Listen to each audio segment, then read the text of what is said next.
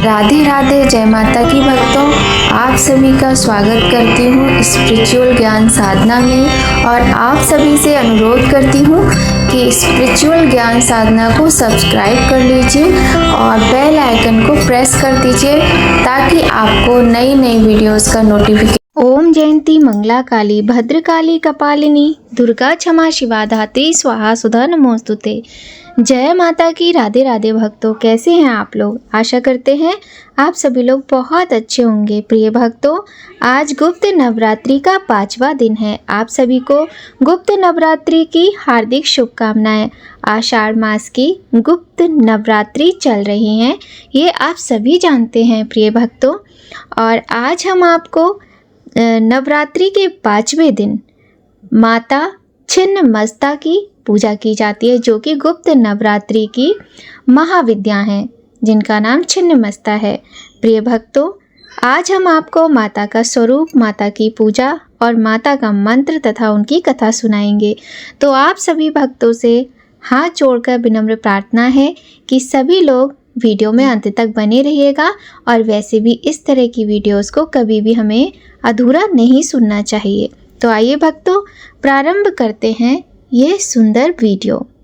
माँ छिन्नमस्ता दुर्गा माता का एक उग्र रूप है और उन्हें शक्ति और तेजस्विता का प्रतीक माना जाता है। इन देवी के गले में हड्डियों की माला होती है। गुप्त नवरात्रि में माँ छिन्नमस्ता की पूजा का विशेष महत्व है। उनकी पूजा करने से व्यक्ति को साहस, आत्मविश्वास और शक्ति की प्राप्ति होती है। शांत भाव से इनकी उपासना करने पर यह अपने शांत स्वरूप को प्रकट करती हैं।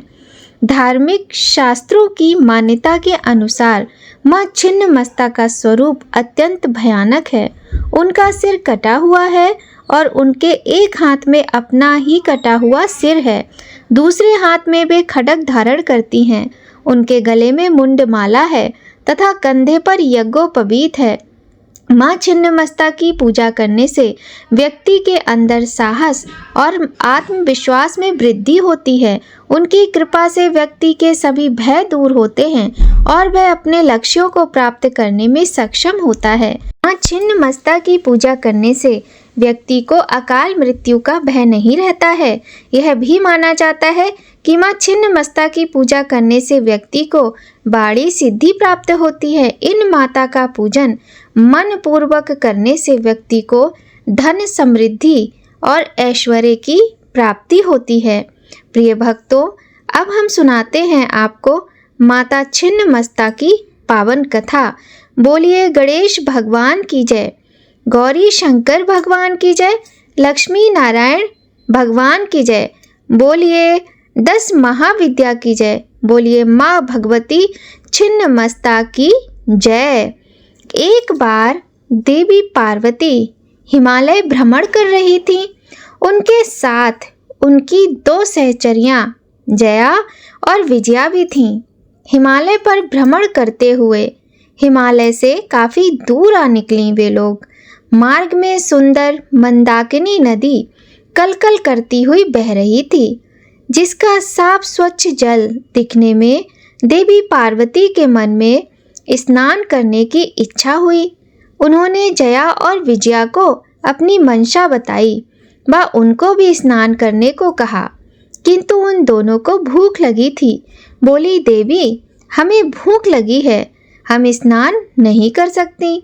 तो देवी ने कहा, ठीक है, मैं स्नान करती हूँ और तुम विश्राम कर लो। किंतु स्नान में देवी को अधिक समय लग गया। जया विजया ने पुनः देवी से कहा कि उनको कुछ खाने को चाहिए। देवी स्नान करती हुई बोली, कुछ देर में बाहर आकर तुम्हें कुछ खाने को दूंगी। लेकिन थोड़ी ही देर में जया विजया ने फिर से खाने को कुछ मांगा। इस पर देवी नदी से बाहर आ गईं और अपने हाथों में उन्होंने एक दिव्य खड्ग प्रकट किया व उस खड्ग से उन्होंने अपना सिर काट लिया। देवी के कटे गले से रुधिर की धारा बह निकली। 3 प्रमुख धाराएं ऊपर उठती हुई भूमि की ओर आईं तो देवी ने कहा, जया विजया, तुम दोनों मेरे रक्त से अपनी भूख मिटा लो। ऐसा कहते ही दोनों देवियां पार्वती जी का रुधिर पान करने लगीं। एक रक्त की धारा देवी ने स्वयं ही अपने मुख में डाल ली और रुधिर पान करने लगी। देवी के ऐसे रूप को देखकर देवताओं में त्राही त्राही मच गई। देवताओं ने देवी को प्रचंड चंड चंडिका कहकर संबोधित किया। ऋषियों ने कटे हुए सिर के कारण देवी को नाम दिया छिन्नमस्ता। तब शिव ने कबंध शिव का रूप धारण कर देवी को शांत किया। शिव के आग्रह पर पुनः देवी ने सौम्य रूप बनाया। नाथ पंथ सहित बौद्ध मतावलंबी भी देवी की उपासना करते हैं। भक्त को इनकी उपासना से भौतिक सुख संपदा वैभव की प्राप्ति, वाद विवाद में विजय, शत्रुओं पर जय, सम्मोहन शक्ति के साथ साथ अलौकिक संपदाएं प्राप्त होती हैं। इनकी सिद्धि हो जाने पर कुछ पाना शेष नहीं रह जाता है। 10 महाविद्याओं में प्रचंड चंड नायिका के नाम से व वीर रात्रि कहकर देवी को पूजा जाता है। देवी के शिव को कबंध शिव के नाम से पूजा जाता है। छिन्नमस्ता देवी शत्रु नाश की सबसे बड़ी देवी हैं। भगवान परशुराम ने इसी विद्या के प्रभाव से अपार बल अर्जित किया था। शास्त्रों में देवी को ही प्राण तोषिणी कहा गया है। देवी की स्तुति से देवी की अमोघ कृपा प्राप्त होती है। गृहस्थ साधक को चाहिए कि वे सदा ही देवी के सौम्य रूप की साधना और पूजा करे। देवी योगमयी हैं। ध्यान समाधि द्वारा भी इनको प्रसन्न किया जा सकता है। देवी के भक्त को मृत्यु भय नहीं रहता। वो इच्छा अनुसार जन्म ले सकता है। देवी की मूर्ति पर रुद्राक्ष, नाग केसर व रक्त चंदन लगाने से बड़ी बाधा नष्ट होती है। महाविद्या छिन्नमस्ता के मंत्रों का आप यदि जाप करते हैं तो दुखों का नाश संभव है। किंतु भक्तजनों, यहाँ पर शास्त्रों में भी यही बताया गया है कि जो लोग गृहस्थ हैं, सामाजिक हैं, उन्हें देवी के सौम्य रूप की ही उपासना करनी चाहिए। अर्थात उन्हें देवी के 9 स्वरूप जो हम सामान्य नवरात्रि में, शारदीय नवरात्रि और वासंतिक नवरात्रि में पूजते हैं, उन्हीं स्वरूपों की पूजा हमें गुप्त नवरात्रि में भी करना चाहिए। यदि हम माता की साधना करना चाहते हैं तो भक्तों, माँ तो माँ होती है। आप उनको जिस रूप में पूजेंगे वो आपके कष्ट दूर करेंगी। किंतु भक्तों, ध्यान रहे कि गुप्त नवरात्रि की जो 10 महाविद्याएं हैं, उनका पूजन तंत्र साधना के लिए तांत्रिक के द्वारा ही किया जाता है। गृहस्थ लोगों को माता के सौम्य रूप की पूजा करके अपने घर में सुख शांति का वास करना चाहिए। आइए भक्तों, अब हम आपको सुनाते हैं स्कंद माता की सुंदर कथा। साथ ही माता का स्वरूप बताएंगे और आरती भी करेंगे। भक्तों, नवरात्रि के 5वें दिन हम माता स्कंद माता की पूजा करते हैं। तो आइए भक्तों, स्कंद माता की कथा सुनते हैं और उनका स्वरूप जान लेते हैं। बोलिए स्कंद माता की जय। माँ भगवती, माता जगत जननी दुर्गा की जय। प्रिय भक्तों, नवरात्रि के 5वें दिन देवी माँ स्कंद माता की पूजा की जाती है। इसके बाद उनकी कथा भी सुनी जाती है। 5वीं देवी स्कंद माता अपने भक्तों को अभय वरदान देती हैं। माता का सरल मंत्र है ओम देवी स्कंद माताए नमः। दूसरा श्लोक है सिंहासन गता नित्यम पद्माश्रित कर द्वया शुभदास्तु सदा देवी स्कंद माता यशस्विनी। या देवी सर्वभूतेषु स्कंद माता रूपेण संस्थिता। नमस्तस्यै नमस्तस्यै नमस्तस्यै नमो नमः। प्रिय भक्तों, पंचमी तिथि के दिन पूजा करके माँ भगवती को केले का भोग लगाना चाहिए और यह प्रसाद ब्राह्मण को दे देना चाहिए। ऐसा करने से मनुष्य की बुद्धि का विकास होता है। नवरात्रि में 5वें दिन स्कंद माता की हम पूजा करते हैं। स्कंद कुमार कार्तिकेय की माता के कारण इन्हें स्कंद माता नाम से अभिहित किया गया है। इनके विग्रह में भगवान स्कंद बाल रूप में इनकी गोद में विराजित हैं। इन देवी की 4 भुजाएं हैं। ये दाईं तरफ की ऊपर वाली भुजा से स्कंद कुमार को गोद में पकड़े हुए हैं। नीचे वाली भुजा में कमल का पुष्प है। बाईं तरफ ऊपर वाली भुजा में वर मुद्रा है और नीचे वाली भुजा में कमल पुष्प है। इनका वर्ण एकदम शुभ्र है। ये कमल के आसन पर विराजमान रहती हैं, इसीलिए इन्हें पद्मासना भी कहा जाता है। सिंह इनका वाहन है। कहते हैं कि इनकी कृपा से मूढ़ भी ज्ञानी हो जाता है। आइए भक्तों, सुनिए माता की पावन कथा। पुराणों की कथा के अनुसार धरती पर तारकासुर का आतंक था। उसने देवलोक पर भी कब्जा कर लिया था।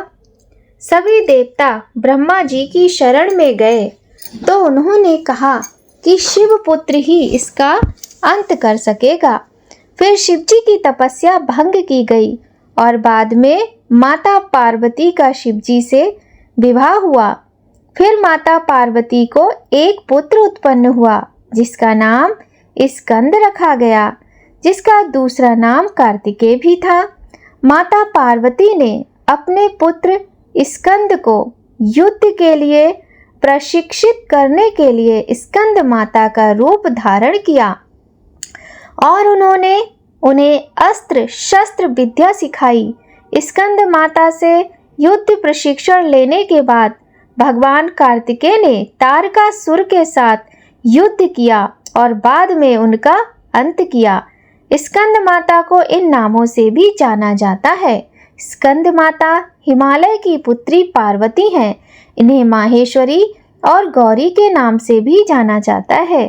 प्रिय भक्तों, माता की पूजा में हमें सदैव ही लाल और पीले रंग के वस्त्रों का चुनाव करना चाहिए।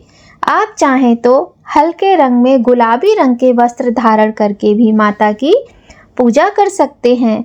अपने भक्तों की समस्त मनोकामनाएं पूर्ण करने वाली स्कंद माता सौम्य स्वरूप हैं। माता की विधि विधान से पूजा करके माता को सिंदूर अवश्य लगाना चाहिए। माता को भोग लगाकर वही प्रसाद किसी कन्या को दे दें या आपस में घर में बांटकर खा लें। ऐसा करने से माता बड़ी प्रसन्न होती हैं और घर में कलह कलेश नहीं करना चाहिए। शांति का वातावरण रहना चाहिए। गंगा जल से पूरे घर को पवित्र करना चाहिए। सुबह शाम माता की आरती अवश्य करनी चाहिए। स्कंद माता की षोडशोपचार विधि से पूजा करनी चाहिए। आइए भक्तों, अब हम करते हैं माता की बड़ी ही सुंदर आरती। जय तेरी हो स्कंद माता, पांचवा नाम तुम्हारा आता, सबके मन की जाननहारी, जग जननी सबकी महतारी। तेरी जोत जलाता रहूं मैं, हरदम तुमको ध्याता रहूं मैं। कई नामों से तुम्हें पुकारा, मुझे एक है तेरा सहारा। कहीं पहाड़ों पर है डेरा, कई शहरों में तेरा बसेरा। हर मंदिर में तेरे नज़ारे, गुण गाए तेरे भगत प्यारे। भक्ति अपनी मुझको दिलवा दो, शक्ति मेरी तुम बिगड़ी बना दो। इंद्र आदि देवता मिल सारे, करें पुकार तुम्हारे द्वारे। दुष्ट दैत्य जब चढ़ कर आए, तुम ही खंडा हाथ उठाए। दास को सदा बचाने आई, भक्तों की तुमने लाज बचाई। बोलिए स्कंद माता की जय। प्रिय भक्तों, यह थी आज की सुंदर वीडियो।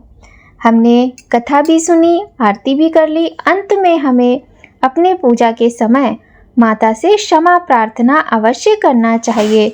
यदि आपको संस्कृत में क्षमा प्रार्थना करने में कठिनाई हो तो आप अपने सरल भाषा में भी माता से क्षमा प्रार्थना कर सकते हैं। प्रिय भक्तों, क्षमा प्रार्थना हमें अवश्य करना चाहिए। पूजा में हुई त्रुटियों के लिए क्षमा प्रार्थना करने से माता अपने भक्तों से अत्यधिक प्रसन्न रहती हैं। तो प्रिय भक्तों, आज की वीडियो में बस इतना ही। यदि आपको आज की ये वीडियो अच्छी लगी हो तो लाइक ज़रूर करें और चैनल पर यदि पहली बार आए हैं तो चैनल को सब्सक्राइब जरूर कर लीजिएगा। बेल आइकन प्रेस करना बिल्कुल भी मत भूलिएगा, क्योंकि बेल आइकन प्रेस करने से आपको नई नई वीडियोस का नोटिफिकेशन सबसे पहले मिलेगा। तो भक्तों, आज की वीडियो में बस इतना ही। माता भगवती की कृपा आप सभी पर सदा बनी रहे, इसी कामना के साथ जय माता की। राधे राधे।